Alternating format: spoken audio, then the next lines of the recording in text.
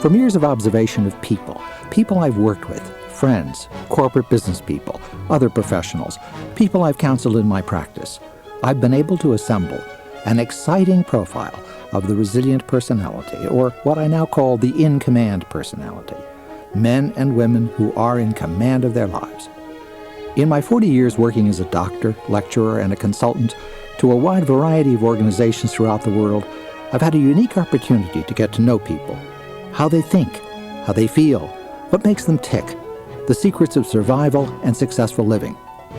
I've known people who have lived through the terrible ordeal of prisoner of war camps, and others who have survived horrifying natural disasters, airplane crashes, automobile accidents, hurricanes, earthquakes, and most pertinent to us all, people whose survival skills enable them to prevail in any number of very personal life tragedies.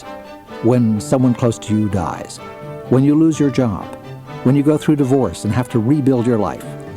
And I've had the opportunity to come in contact and really get to know some of the people who are among the most successful men and women in the world, in business, in politics, in the arts and entertainment, in sports. I know what it is within their personalities that enabled them to succeed when others did not, and sometimes to come back from the brink of failure when others would have given up. And when I say successful here, I mean successful in the true sense of the word. The achievement of wealth, sure. Having a profound and constructive impact on the politics of our society, sure. Winning on the playing field, no question about it. But most importantly, putting it all together with a sense of values, an equally successful personal and family life, and a philosophy of life that acknowledges our spiritual uniqueness on this planet. In my work as a physician, I have found that these very same resilience traits make the difference between getting well and not getting well, between living and dying. Right now, this is a terrific opportunity for you to look into yourself and develop or strengthen the traits that you need in order to take command of your life. And what are these traits? What are the characteristics that you can develop in order to become a take-command person? I've identified more than 20 important personality strengths and conditions that we all have to work on and develop in order to become in-command people. I'm sure you already possess many of these, but not all. And I am sure that every one of us can benefit greatly from strengthening the ones we already have and growing the ones that are not yet fully developed. Here they are. First, but not least, positive self-esteem and self-confidence. Although these two traits, self-esteem and self-confidence, are not quite the same thing. Self-esteem is a basic feeling that we're really okay. You're okay. Self-confidence, however, means we possess power and we're able to do the things that we want to do and have to do. Now, the feeling of being worthwhile, our self-esteem, can and will fluctuate, and I don't think there's anybody walking the face of this earth who hasn't had times when they feel terrible about themselves, disappointed in themselves, like perhaps the feeling of being a failure because things have not worked out, or because they realize they've made mistakes in their lives and have committed errors of judgment. For example, I knew a writer who became very involved with a movie producer, who promised to make a television film based upon one of the books he had written. It seemed to my friend like an exciting project. When he was asked to put some money of his own into it, he had to borrow that from his brother-in-law. It seemed to him that the business idea made very good sense. From his point of view, it meant that he would be able to make a real contribution to the creation of the film itself, something he'd always dreamed of doing. Unfortunately, he had no experience in the film business, and his producer partner was just completely unrealistic in his expectations. He really wasn't a producer at all, in the true sense of the word. He was a scriptwriter who had ambitions to be a film producer and gave the impression of knowing the inside-outs of the business, but had no hands-on experience. So after they went through the money my friend put up, it must have been $25,000, the project fell flat on its face. He felt very upset with himself for having embarked upon this endeavor, because he felt he should have known better and shouldn't have been so blinded by wishful thinking. The experience shook his self-esteem to the core, but what really impressed me was how quickly and determinedly, I might say courageously, he was able to pull himself together, admit to himself that he'd made a mistake he'd try never to make again, and get back to the very thing he knew he could do well, which was starting work on a new book. In-command people are in touch with a deeper, spiritual meaning in life, convinced that every one of us is special, and every one of us has a personal destiny to fulfill in this world. Some years ago, in my book Choices, I raised the question of whether the following 3 resilient characteristics were really one and the same thing. They're not exactly, but they're pretty closely related. The flexibility to cope with stress and change, having insight into your feelings and knowing where you're at, and knowing how to express your feelings constructively and communicate them to others. And a third force, the force of creativity, thinking and acting in a creative and adaptive way to life's challenges and opportunities. These constitute 3 more basic elements of the in-command personality: insight, flexibility, and the power of creativity. And what other elements have I identified? In-command people have learned to operate independently. They are self-contained individuals, well-defined, and at the same time they know how to reach out to others and rely on other people for support, nurturing, and encouragement whenever these are required. Independence of thought and action. That is to say, they're not easily dissuaded from their points of view.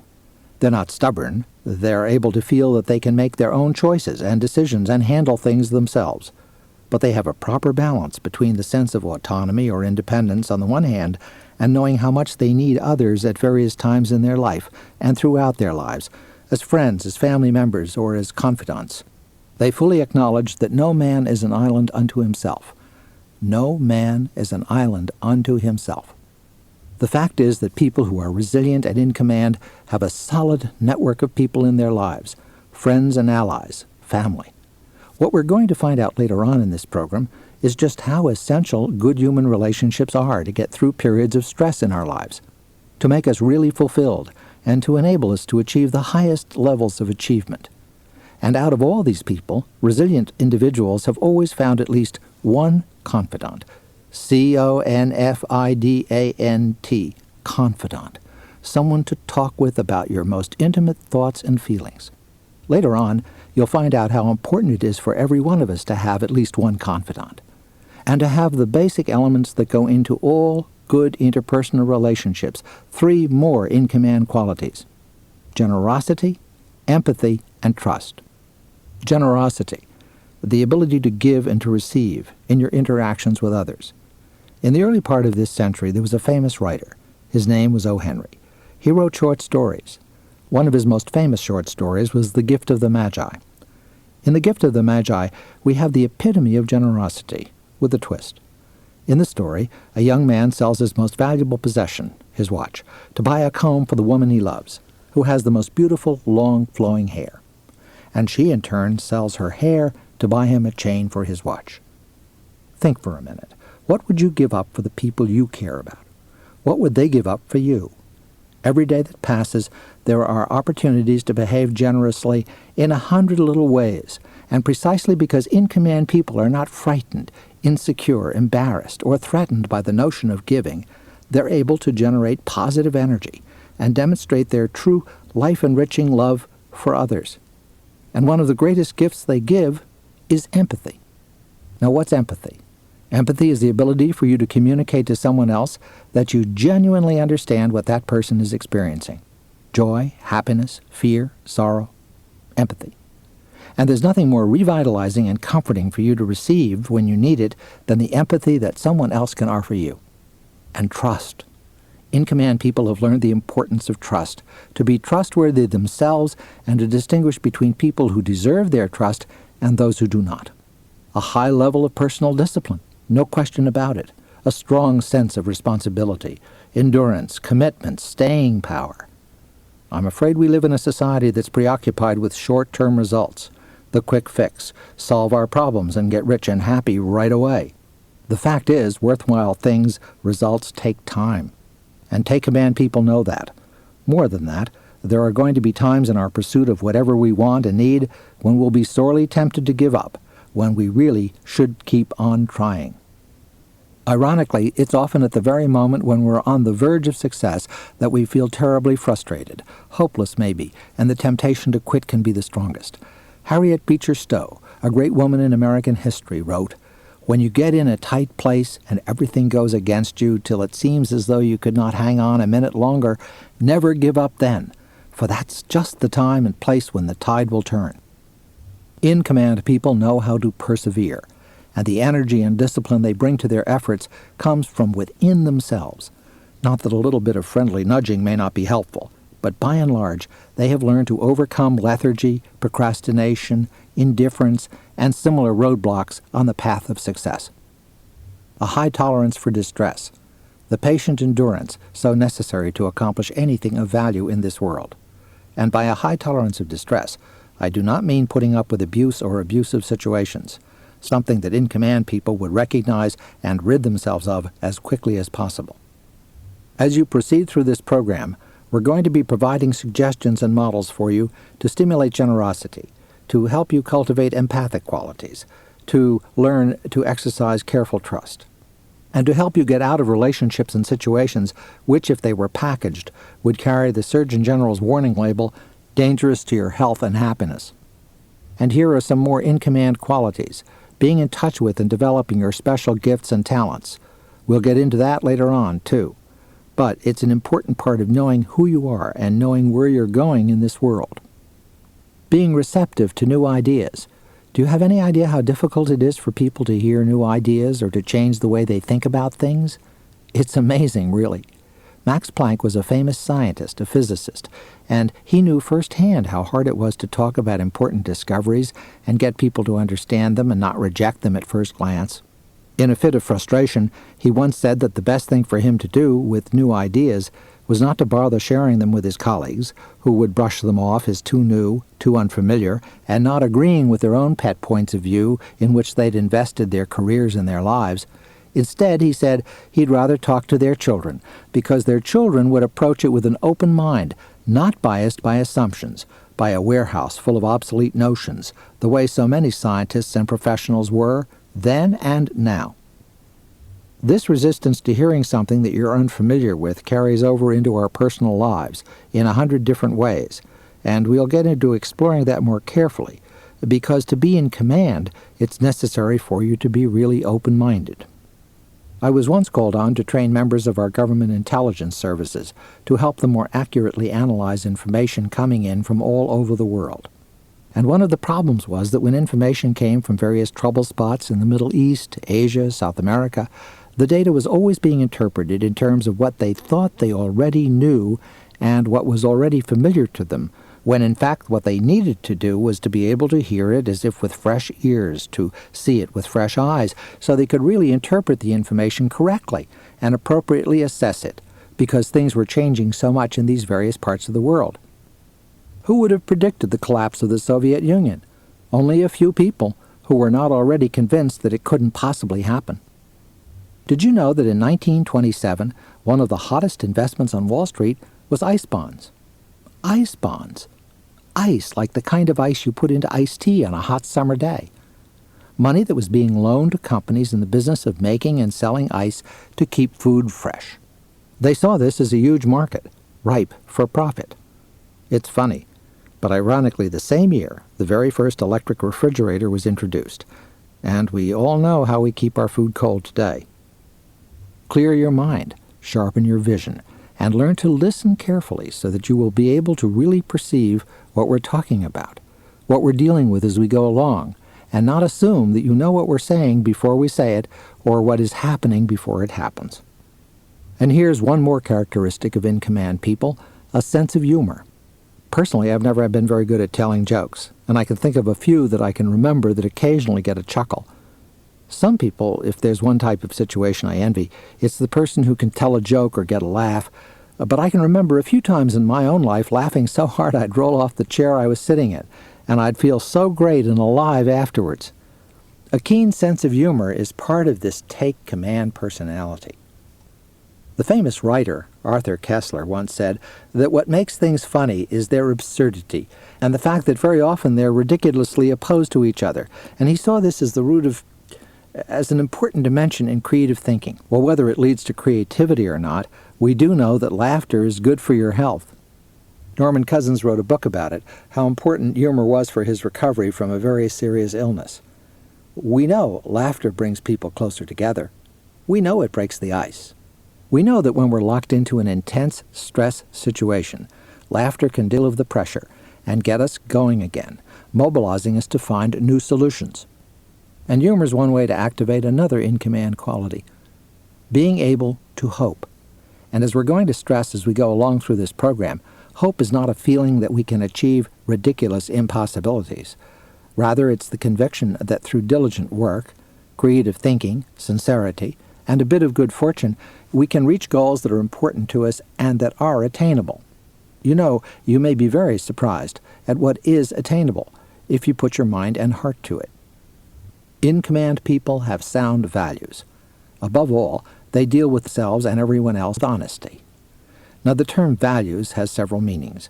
It is used to define rules of behavior, and while it's definitely not my place to set forth my own personal ethical standards and ask you to agree with them, much less take them on as your own, I really think that if you know anything about history, you know the difference between right and wrong, good and bad, has always been important.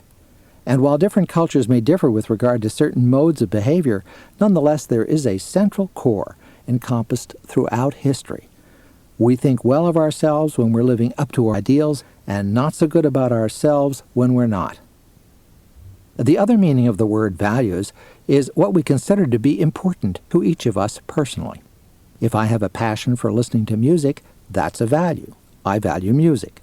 If I'm determined to be successful at my work and make a lot of money, that's what I value. I value making money. Some of you value devoting your lives to helping other people. Some of you have a passion for the outdoors and are determined to save the earth. What's important here is to know what you value. Some people don't have a clear notion about that at all. And sometimes you value different things that don't go together, like wanting to have plenty of free time and still wanting to be successful as an investment banker or heart surgeon. So if you want to be in command of your life, you've got to sort these things out and pursue your objectives in life in a focused and clear-headed way. And that means using your imagination, a willingness to dream. The famous poet Langston Hughes once put it this way: "Hold fast to dreams, for if dreams die, life is a broken-winged bird that cannot fly." Throughout this program, I'll be coming back to the importance of having a dream and pursuing it again and again, and to the importance of one of the in-command qualities which are so necessary to achieve any of our dreams: courage. Courage. The strength to hold our ground when everyone else around us says give up. The power to overcome fear. Big fears like the fear of failure. Little fears, timidities like picking up the phone and making a phone call we've been putting off. Once we really grasp what courage is all about, that it's not something restricted to soldiers in battle or climbing mountains, that it comes into play every day in our lives, like the courage to speak up and say what you really believe. Once we master courage, we'll discover within us an enormous power, a freeing power, a will, the will to be in command of ourselves and of our lives. And here we have it, the basic, number one, central quality to being in command. The last is, in fact, first. The will to be in command. And it's a quality you've already demonstrated by committing yourself to this program of learning and putting in the time and effort to become the kind of person who can really achieve what you want and what's best for you in your life. Now, let's take a closer look at where you are right now. As part of our effort to identify and understand the traits of in-command people, it's invaluable for you to look at how these characteristics fit specifically into your own life. So that's why in your workbook, we have a brief and easy exercise for you to do. It's listed under Day 2. It's a list of these particular traits I've just been talking about here. What I'd like you to do is look over the list. Notice we have a definition of each quality. Read it carefully, study it, know it well. Know what we mean by open-mindedness, generosity, by empathy, by courage. Every one of these words and concepts is important, and I can't emphasize them enough. Then, after you've looked at these definitions, take a look at the exercise. It's very simple. There are 4 columns, columns 1, 2, 3, and 4. If you have a lot of something, let's say you really believe you're a courageous person, check column 3 for courage. If you have a little bit of courage, not too little, not too much, check 2. And if you think you're terribly timid, check 1. There's a 4th column over to the right, you'll notice it, with a question mark in it, which means I don't know. And if you honestly don't know, and that will be the case with a number of instances, check that one. And when you're done, you'll get an idea of which traits you feel strong in, which ones you believe yourself not to be strong in, and which ones you're not sure about. And this gives you a blueprint to follow. So throughout the rest of the program, you'll have an eye open to strengthening those incoming elements that are already well developed in you, and to developing those that you feel are insufficiently developed, and to get rid of the check marks under the column indicating you don't know. So in this way, you'll end up with a much better profile of yourself. And in assessing yourself, don't feel unhappy, and don't feel uncomfortable or embarrassed. If you notice that one or two items, or maybe even more, are lacking or poorly developed, it's precisely because by looking at that fact and looking at it squarely in the face, you'll be able to work on that area and improve it. Every one of us lacks something. Every one of us can do better in a number of different areas of personal development. Specific personality traits, which we all have actually or potentially, which we have to some degree developed, to some degree need enhancement, these are traits we should all know about and know how to go about strengthening in ourselves. I want you to understand what each of these is, to remember what we call them. So as we go through the tapes, and we come back to these terms again and again to show you in greater detail how important they are and how to go about cultivating them, as we come back to issues like self-esteem, independence, insight into your feelings, the ability to communicate, discipline, generosity, and all the others, you'll have a clear notion of what they are, what they mean, and how to go after them. Now, I really want to stress an important point. We're always more or less any of these particular attributes. A little weak on self-esteem maybe, but very open to new ideas. Enjoying a wide range of interests maybe, but having trouble focusing on one or two that we should be going after fully and enthusiastically. Gifted with a sense of humor, but so intolerant of distress that we can't patiently endure and stick with anything in order to see it through to its accomplishment and fulfillment. Or so tolerant of distress that we inadvertently, unwisely, foolishly, and to our own injury put up with unhealthy, demeaning, and even abusive behavior in other people. Willing to dream of what we want to accomplish with our lives, and yet finding it hard to mobilize the energy, the initiative, and the discipline that we need to take the steps that are involved in getting to our goals. There are a great many self-improvement programs that make it sound as though we should be self-confident all the time, independent all the time, totally, completely, once and for all in charge of our lives, healthy, wealthy, and forever happy. I'm afraid a lot of those promises are like those we hear in political campaigns, promising us that we'll never have any financial problems ever again, or that we just might live forever.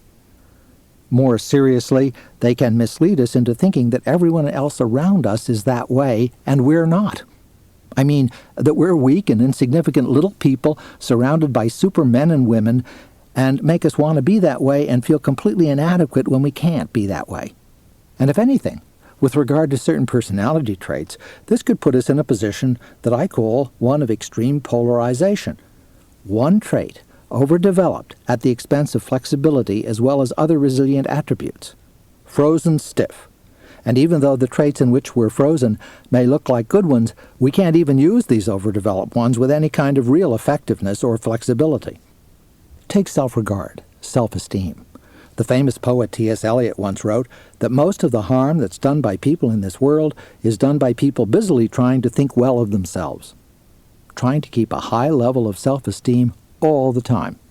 Personally, I think it's very normal to lose your self-esteem when you're in trouble at times, or because you make a mistake and have to regroup or recoup your losses.